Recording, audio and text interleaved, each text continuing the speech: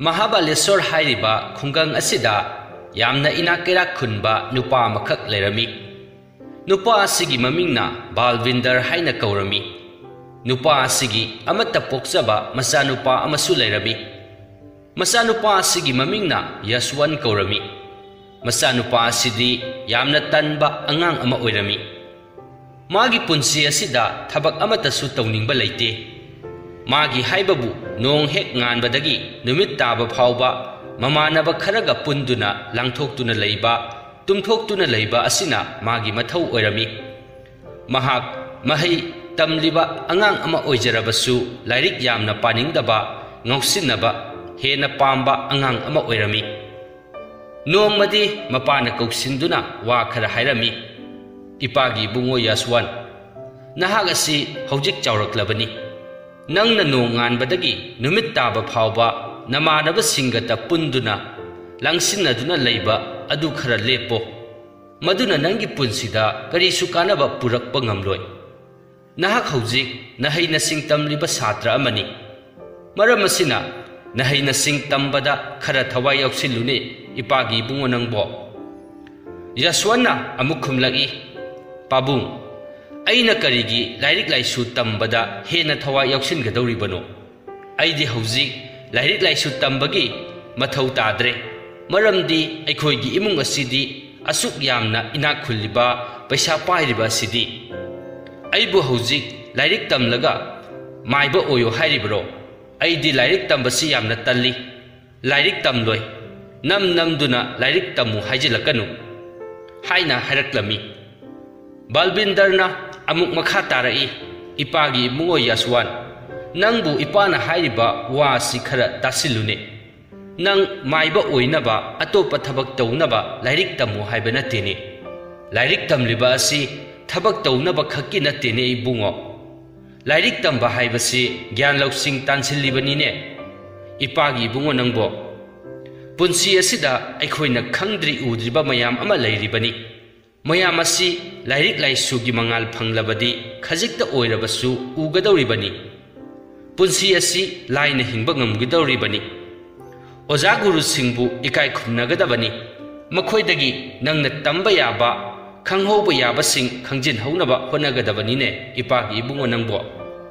Yaswana amuk pabung lairik laisu tambagi matangda aingonda yamna haibirakanu. Aduga Nakhoina namduna aibu lairik tamhange haina su khanganu aihak lairik tamba supam pamde haina hairamlaga mahak mapagi manaktagi chatkhre masagi wahai aduda Balvinder mathwai nungaitana masabu karamna amukta semdoksige haiduna wakhal tawrami hainaba tanaba yadraba lam helaba magi masa asibu masa kaubanina afaba mi amadi oihaninglami Asumna mana wakal khanduna matha saduna leiringai magi nupi magi manakta changsilai mana matha saduna leiriba adu karigino haina hanglai Balvinderna amuk masagi wakal khanbada mahak matha saribani haina hairami magi nupina kanadabada yamna matha sabirunu aikhoina angang asibu piklingaidagi luna chana hena yolakpadagi naw chawribani Haujiksu mahak yamna angang oiri semdokpagi matam yamna leiri haina hairaklami. Balvinderna amuk chummi nupi nangna hairibadu. Aikhoi anina angang asibu piklingaidagi hauna yamna luna chana tauba henmankhibana. Haujikti haina tanaba amata yadre lam yamna hele. Asumna tauduna leirabadi magi lamchat sajat asi semdok haudrabadi magi tungi punsida mahak yamna wahauragani. Adubu aina waribadi magi lamchat sajat asi matau karamna semdoktuna mahi masing tambada mai onsil hansige haiba asini magi nupina amuk harai mana haujik leiriba phibam asidagi semdoknaba lambi amadi lei Balvinderna lambi adu karino mangonda su hayu haina harai nupina makha tarai aikhoigi sanupa asi aikhoina hena luna tawmankhibana haujikti lam yamna hele Magi phanaba mahi masing tamu hairuba aikhoibu mana yeknabagumna khalle mabu mahi masingda mai onsil hange hairabadi मागी हौजिक तीनरिबा ममानबसिंग असिदगी अमदी अखोइगी इनाक्तगी लापना थमख्रबदी महाकी लमचत साजत असि सेमदोकप यागनी हाइना खंजे मरम असिना यशवन असि खुन असिदा नत्तबा अतोप खुन अमदा ओजा अमगी मखादा महै मसिंग तमहनसी आइगी वाखलोल असि यानिंगलबदी मसिना फगनी हाइना खंजे हाइना मागी नुपीना हाइरई मागी नुपीना पुथोरकलिबा वाखलोल अदुदा मासु यानिंगलमी अदुदा माना अमुक हाइरई अखोइगी अमत्ता यावजबा इचा असिबु उदना नहाक लैबा ngमगद्रने मतम असिदा मागी नुपीना मखोइ खांगबा ताबनी मसा अदु नुंसिदिबनी हाइदुना मखोइना कोनसिंदुना असुम थमलबदी तुंगदा मखोइ यामना निंगमलक्तबा याय मरम असिना मखोइना असिगुम्बा वारेप असि लौबा तंगाइ फदे हाइना हाइरमी नुपीगी वाखलोल अदुदा बालबिंदरसु अदुमक यारमी माना मखाताना हाइरगी फरे नंगना हाइरिबा अदु अहाक यारगे अदुबु हौजिक अखोइबु मागी ओजा असि कदाइदगी थीरुनी माबु महै तंबिगदौरिबा ताकपी तंबिगदौरिबा ओजा अदुदी इचम चंबा ओजा अमनदी महाकु हेक्ता सेमदोकपा वागनी यामना है सिंगलबा खांगबा कनबा मतिक चाबा ओजा अमदी मथौ तारी ओजा असि कदाइदा थीगनी अखोइदी मतम असिदा अंबिकाना अमु मदुगिदमक्तदी अखोइ करिसु वानिंगाइ लेते अखोइगी थंगनबा खुल असिदा विष्णु शर्मा कौबा यामना फबा ओजा अमा लै हाइरिबा ओजा असि यामना फबा ममिंग यामना लैबा ओजानी मानबु महै तंबीरबा छात्र अदुदी लेमना मांगदे हाइना हाइनरिबनी मसीदा सुनतना आइगी इपाम लमदमगी इबुंगसिंगी मचासिंग अदुसु ओजा असिदा महै मसिंग तंबा लोइना थारिबनी इबुंगी मचासिंग अदुसु अखोइगी इचानुपा असिदगी हेना ngausin फैजिनबा अंगांग ngakta ओइरंबनी अदुबु ओजा असिदा महै तंबा थाबदगिदी मखोइ लोइनमक हौजिकती ज्ञान तारे हाइना हाइनै मरम असिना अखोइसु इचानुपा असि ओजा विष्णु शर्मागी मनाक्ता थमख्रसी हाइना हाइरगी मदुदगी बालबिंदरना अमुक फरे अदुदी नहाक नचानुपा अदु याननबा खरा हाइनरो अदुगा अइना ओजा विष्णु शर्मागी मयुमदा चत्तुना अकुप्पा मरोलसिंग अदु हंगलुरगे यारबदी हयेंगमक ओजागी मनाक्ता थाखिनबा तौरसी हाइना हाइरमी अंबिकाना अमुक महाक मागी मचानुपा अदु यानबा हाइनरगे अदुगा मागी मबुंगसिंगी मनाक्तासु चत्तुना मासु अकुप्पा मरोल खरा खंगदोकलुरगे हाइना हाइरमी असुमना मखोइ अनि यानबा पुरक्तुना बालबिंदरना ओजा Vishnu शर्मागी मनाक्ता चतखिरमी अदुगा अंबिकाना मचानुपाबु हलक्पा ngaiduna lairami Ambika मचानुपा हलक्पा ngaina ngaina वाफम अदु मागी मचानुपादा करमना फोंदोकसिगे हाइना खलमी असुमना वाना वाखल खंदुना लैरिङै मतम असिदा यशवन मयुमदा हलक्लमी ममाना उंगदुना लैरंबा अदु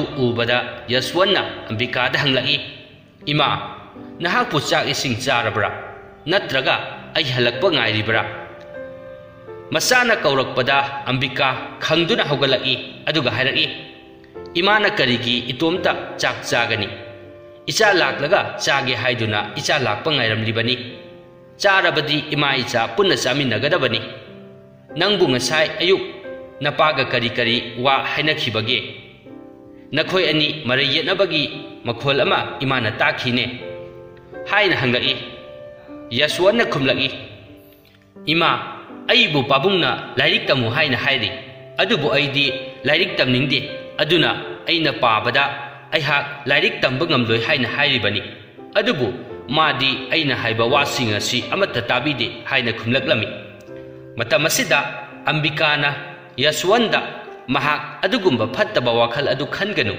मपाना महाकपु फहनिंगदुना हाइरिबनी हाइना हाइरई अदुबु अइबु करी तौ हाइबनो इमा हाइना यशवनना अमु हाइरई तंजा असि लौरदुना अंबिकाना मखा तारई अइखोइगी थंगनबा खुल असिदा यामना फबा ओजा विष्णु शर्मा कौबा अमा लै नपाना नंगबु मफम अदुदा महै तमहनबा पामी अइनसु नहांगना सोइदना यारकनी हाइना हाइदोखरे नहांगना सोइदनासु याफम थोई मरमदी नंगना मफम अदुदा महै मसिंग तमदुना लैबा हाइबसिसु अइगी अपामबनी इमागी अपाम्बा असि नंगना सोयदना थुंगहनगनी हाइबसी अइना थाजै हाइना हाइरई यशवंतना अमुक इमा नहाकसु अइ लाइरिक तमनिंगदे हाइबा खंगलिबा नत्रा अदुगा नंगना अइबु लाइरिक तंबा चलु हाइरिबा असि करिगिनो हाइना हाइरई अंबिकाना अमुक हाइरई इमागी इबुंगो यशवंत नहाक ओजा अदुगी मयुमदा नपागा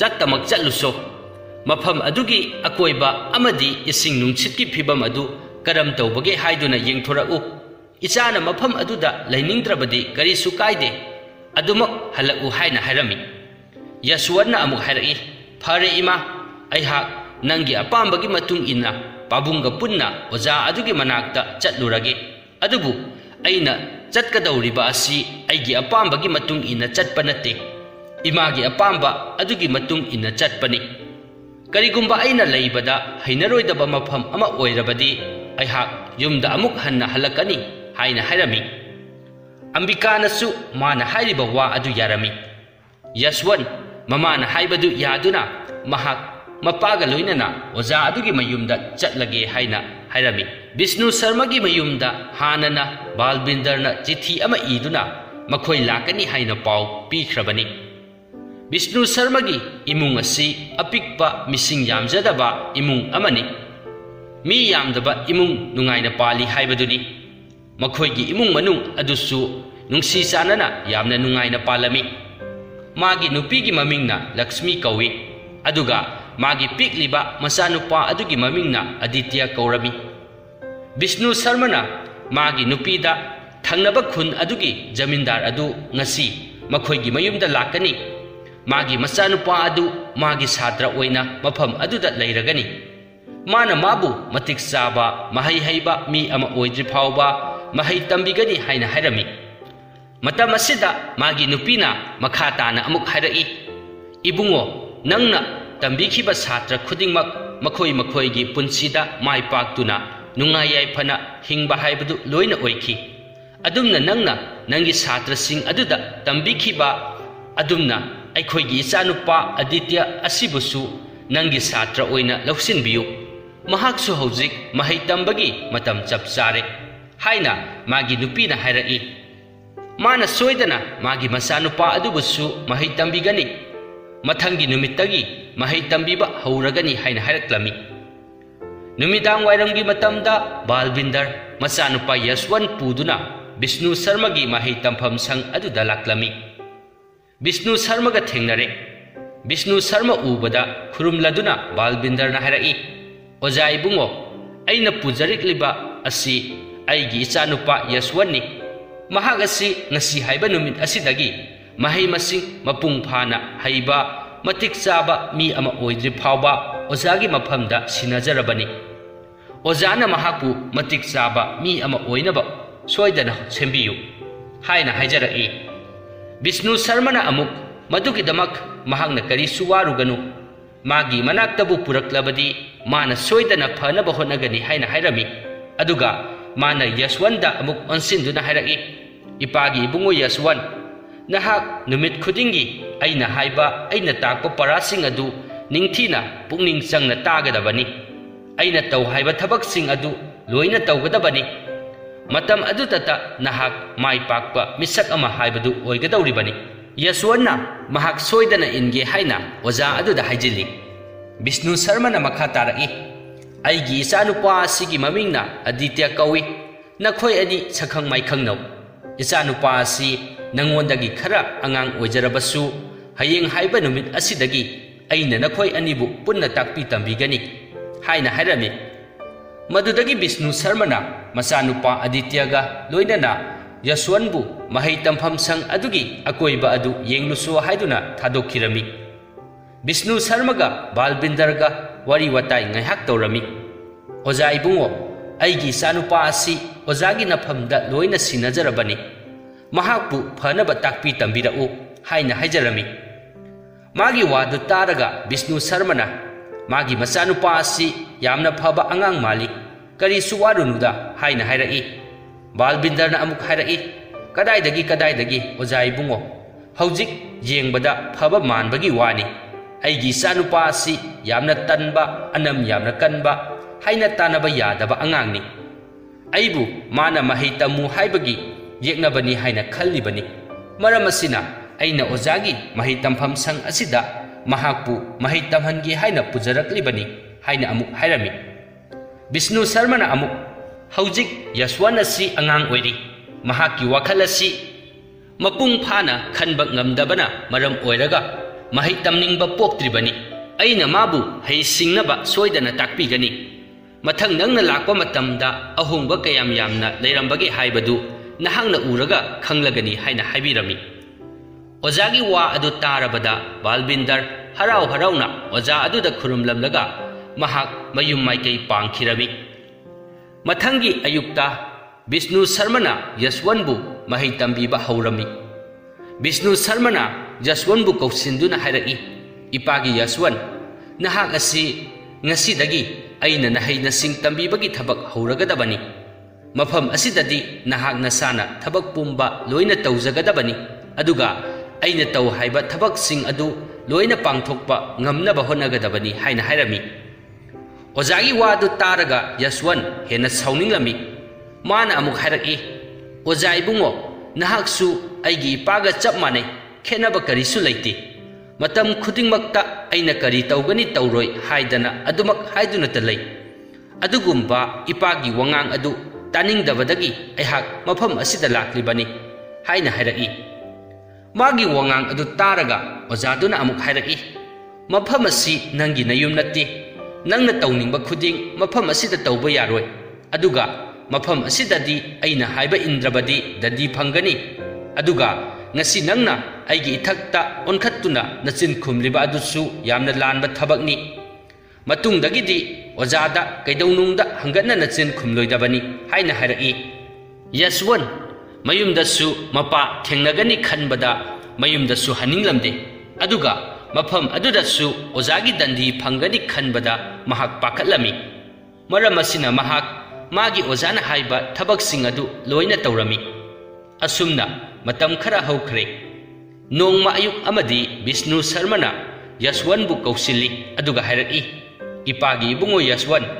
nahak aina ngarang phawa hairamba parasing adu pharabra Yaswanna mahak hojik phawba phadri haina hairami adudagi oja aduna yamna sauna nahak karigi hojik phawba para adu phadribano aina haiba indriba karigino aina haiba indrabadi nahak dandi phangba tabani hojikmak aigi imang-sida para adu chamarak haigadawbani haina hairami asumna Yaswanbu parasing adu namduna chamarak haihallami asum tawduna numit khudingi parasing adu chamarak chanirak hanjin pahanduna numit kharani amuk haukhirami asigumba ojagi mowong mataw asida Yaswanna magi oja asibu yamna nungsiramde oja aduna mahakpu nungsiba natte mabu namduna mana haibasing asi tawhaliba asi yamna phattaba ojani haina mana khalami nongma numit amadi Vishnu Sarmana Yaswan amadi Aditya kausinduna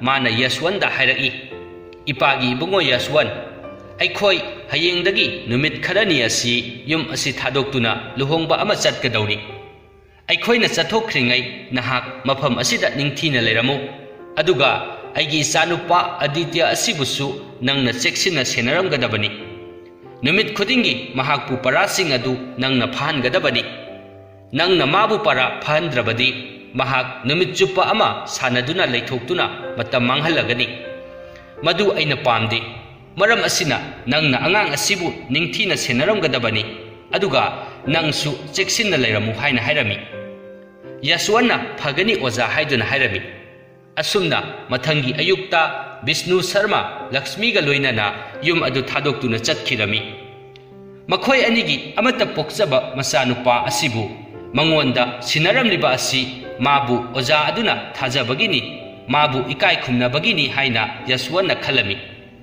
maram asina mana Adityabu kausinduna hairaki iyambagi ibungo Aditya nahak asi ojana aigi famda sinaramlabani maram asina nahak ngasidagi ojana halaktriba phawbadi aina haibasing adu loina ingadabani haina hairami matam asida Adityana hoi mahak soidana inge adubu hojikti mahak yamna sananingi sanaba chatluge haina harami.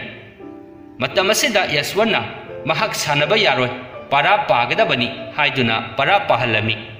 Adubu mapana phau haiduna piramba parasing adu Adityana amata pharamde. Maramdi mahak lairik paba aduda thawai changna paramde. Magi makok aduda sanabagi wakhal khaktamak khanduna lairami. Asumna numit marini haujin khrabada Aditya parasing adu amata pharamde. Magi moong matau aduda khangba ngamdraduna Yaswanna hairaki. Aditya numit marini sure nangna lairik parakliba asi adubu phabadi machet amata phade. Nangbu yamna phauba oja amagi machani haibada ikaiba poktabra haina hairaki. Matam asida Adityana amuk iyamba nangna hainingliba makhai aingonda loina haijau aidi parasi phaba sungam ngamloi. Aigi kok asida parasing asi amata changu yade sananingduna ta lei. Masi hairamlaga mahak sanaba chatkhirami. Yaswan angang aduna mana haiba ilagdaba aduda yamna sauninglami. Mana mapukning phatharaduna aroiba oina amuktang haiduna yenge haiduna Aditya bu kausilami aduga hairaki. Aditya nahak paramatek asimatangdi phadu aduga nangna sananingliba adu sanajau haina hairami. Adubu Adityana mana hairiba wa adu manada phauba hablamdi tasinnaramdi. Madudagi Yaswanna mahak mana haiba indrabadi dandi pigani haina hairami. Angang aduna karisu usitana mana tauningba taujau madi lairik sukpa paroi haina hairami. Angang aduna yamna usilaktaba aduda sauningladuna Yaswanna Adityagi mamaida khupakna yamna kanna tharami. Madudagi Aditya peri peri tauraga imungda tumina sangkhirami aduga lairik paba haukhirami. Magi ojagi amata poksaba masa aduda khupakna tharubagi Yaswanna pakhatlami amadi mathwaisu yamna nungairamde. Magi ojana halaklaga mabu ngangbirani khanbada nungairamde. Adubu mana phurubadagi angang adudi lairikta pungning changna thawai yauna paba horaklami. Mathangi ayukta Vishnu Sharma magi nupiga loinana mayumda halaklami. Mama hek halakpa ubaga Adityana mamada Yaswanna mabu mamaida khupangna kanna thaduna phui haina pau tamlami. Wadu tabada Lakshmina sauduna Yaswanda mahakna karigi angang aduda phuribano haina hachairami. Matam asida Yaswanna angang adu para pau haiba yade. Mana haiba inde ngausinnaduna lei madugi mana phurubani haina haijarami. Lakshmina amuk yamna sauna para phadaba mi khudingmak adumna loina phugadra haina hairaki. Aduga magi nupada amuk onsinduna magi macha nupa asida mina phuraklaga mana tumina leiriba karigino haina hairami. Vishnu Sharmana amuk hairaki. Aibu wafam asida kari amuk hayo haibano. Aina aigi icha nupa asi Yaswangi mafamda sinaramlabani. Maduda mana magi mathau adu pangthokjabani. Masida aina karisu hainingai leite. Mana angang asida para pau haibada angang asina phadabagi mana angang asibu phuduna warakpani. Masi oja amagi tawkham thokpa mathauni. Mama mapa oibasingna makhoi makhoigi machasing adubu kena yoklamba yai. Adubu ojagi mafamdadi satra khudingmak amatani. Makhoina tambiriba satra khudingmak punsida mai pakpa oihangani. Masi ojasingi oiba magunni. Maram asina aina Yaswanbu karisu hainingai leite. Mana magi mathau pangthokjabani. Phare nahak imungda changkhro aihak Yaswanga ngahak wari sage haina hairami. Asumna Lakshmi masabu putsinduna imungda changkhre. Vishnu Sharmana hairiba wasing adudagi Yaswan tapna tapna gyan taraklami. Mama mapa oibasingna masabu minungsiga loinana phanaba hotnai. Aduga oja guru singna satra singbu makhoigi ngamjaba upai sijinaduna satra singbu phanaba hotnai. Pumnamak asi makhoigi kananaba khak natte masa masagi kananabani haibadu khanglaklami. Madudagi mana magi oja aduda mana mamangda tawkiba phattaba thabaksing adugidamak mahak soikhre. Mahak pu ngakpiyu. Mahak numit adudagi hauraduna mana haiba loina illage haina hairami. Matam asida Vishnu Sharmana Yaswanda ipagi ibungo nahangna ngasi gyan tarakpa asi ipa yamna nungairi.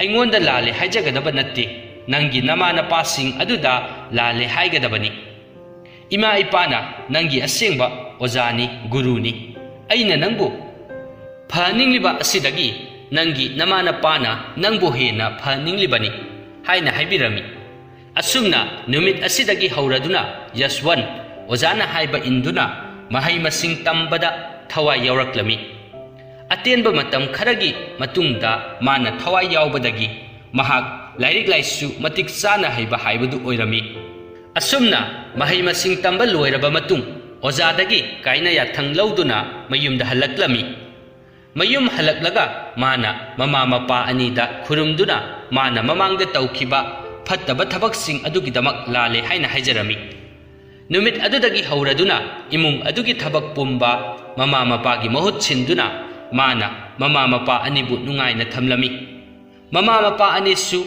ꯃꯆꯥꯒꯤ ꯃꯇꯧ ꯎꯔꯒ ꯅꯨꯡꯉꯥꯏꯖꯔꯝꯃꯤ꯫ ꯑꯁꯨꯝꯅ ꯃꯈꯣꯏꯒꯤ ꯄꯤꯛꯂꯕ ꯏꯃꯨꯡ ꯃꯅꯨꯡ ꯑꯗꯨ ꯑꯃꯨꯛ ꯍꯟꯅ ꯅꯨꯡꯉꯥꯏꯅ ꯄꯥꯟꯈꯤꯔꯝꯃꯤ꯫ ꯋꯥꯔꯤ ꯑꯁꯤ ꯃꯇꯥꯡ ꯑꯁꯤꯗ ꯂꯣꯏꯁꯤꯟꯖꯔꯦ꯫ ꯋꯥꯔꯤ ꯑꯁꯤ ꯂꯤꯕꯗ ꯁꯣꯏꯈꯤꯕ ꯌꯥꯎꯔꯕꯁꯨ ꯇꯥꯕꯤꯔꯤꯕ ꯄꯨꯝꯅꯃꯛꯅ ꯉꯥꯛꯄꯤꯅꯕ ꯅꯣꯜꯂꯨꯛꯅ ꯍꯥꯏꯖꯔꯤ꯫ ꯃꯊꯪꯒꯤ ꯋꯥꯔꯤ ꯊꯥꯒꯠꯂꯛꯄꯗ ꯈꯪꯅꯕꯒꯤꯗꯃꯛ ꯆꯦꯅꯦꯜ ꯑꯁꯤꯕꯨ ꯁꯕꯁꯀ꯭ꯔꯥꯏꯕ ꯇꯧꯗ꯭ꯔꯤꯕ ꯏꯆꯤꯜ ꯏꯅꯥꯎꯁꯤꯡꯅ ꯆꯦꯅꯦꯜ ꯑꯁꯤꯕꯨ ꯁꯕꯁꯀ꯭ꯔꯥꯏꯕ ꯇꯧꯁꯤꯟꯕꯤꯔꯝꯃꯨ꯫ ꯄꯨꯝꯅꯃꯛꯄꯨ ꯊꯥꯒꯠꯆꯔꯤ꯫